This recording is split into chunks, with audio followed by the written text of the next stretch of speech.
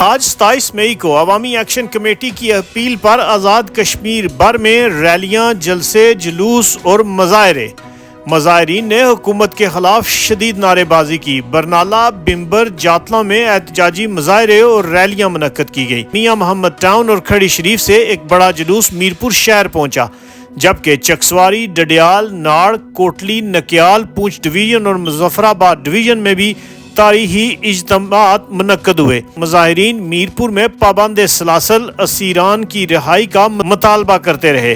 بڑے شہروں میں ایکشن کمیٹیوں کے ذمہ داران سمیت دیگر کشمیری رہنماؤں نے ان اجتماعات سے خطاب کرتے ہوئے کہا کہ آزاد کشمیر میں ہونے والے 4 افراد کی شہادت کی ذمہ دار حکومت ہے۔ ان واقعات کی جوڈیشل انکوائری کا مطالبہ کیا گیا۔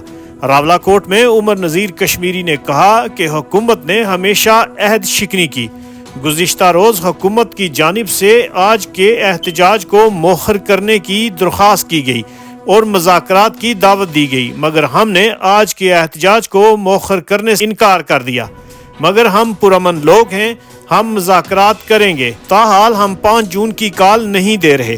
اگر حکومت نے مذاکرات میں ہمارے دیگر مطالبات نہ مانے اور ہمارے اسیران کو رہا نہ کیا تو ایک ایسی سخت گیر کال دیں گے کہ حکومت کے ہوش اڑ جائیں گے۔ رپورٹ راجہ آفتاب احمد، KFD ڈیجیٹل، آزاد کشمیر۔